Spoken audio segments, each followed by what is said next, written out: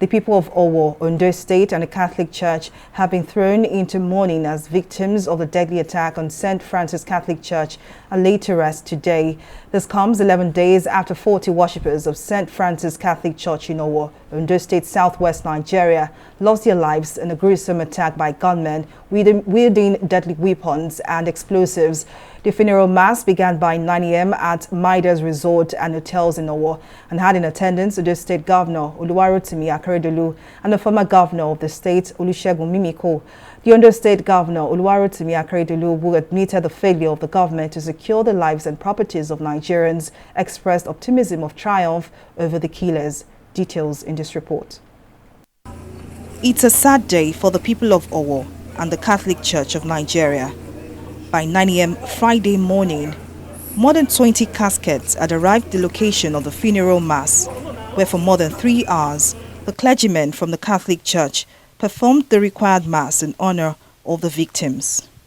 This solemn service reflects the mood of the loved ones left behind. They are ready to bury the dead, but the caskets spread through the length of the hall brings back memories of the worshippers who are now victims of terrorist attack. Some clergymen, including Bishop Jude Arugundade of Ondo Catholic Diocese, Bishop Matthew Kuka of the Catholic Diocese of Sokoto, and the Most Reverend Emmanuel Badijo, Bishop of Oyo Diocese, among others, were in attendance. In their remarks, the bishops passionately demanded for an end to the killings in the country, as well as the need for government to step up its efforts in apprehending the perpetrators and ending terrorist attacks. If this is not genocide, I don't know what genocide is.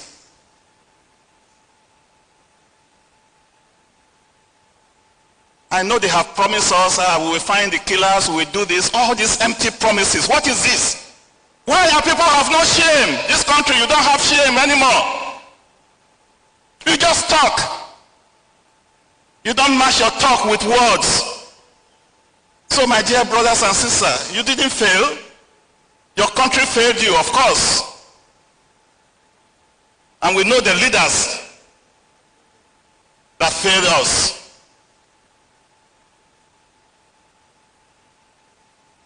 And we'll continue to hold them accountable. This will not go away.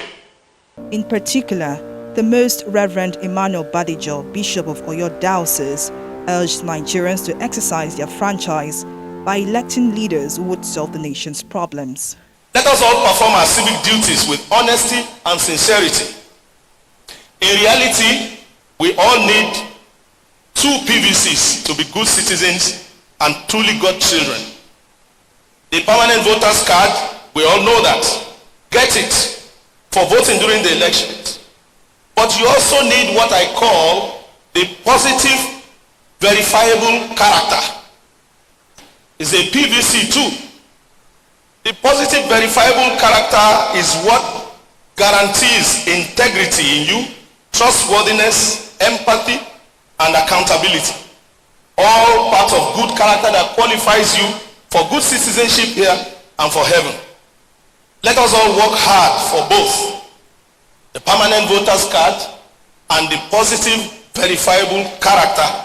With an emotional-laden voice, the Ondo State Governor Rotimi Akeredolu said the government has failed the people of Ondo State. Murdered 40 people. And we still have over 70 in the hospital. Some have been discharged. What is your governor going to say in defense? Nothing. I am here before you to accept a failure on security. We have failed.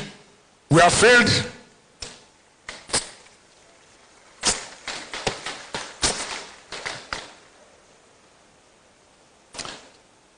We have failed to defend these people. Not because we are not trying, but because the forces on the other side, they are evil. and they have support.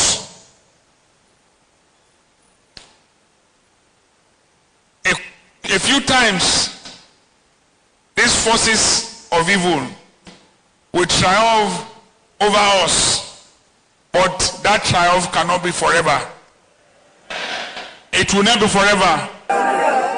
After the funeral mass was completed, families of the victims took the remains of their loved ones for burial at a cemetery at Emure Road in Owo. So far, the federal government has identified the perpetrators of the attack as members of the Islamic State for West African Province, ISWAP, a development which the governor of Ekiti State, Kayode Fayemi, has described as too hasty. Folashade Ogrindi, TV 360 News.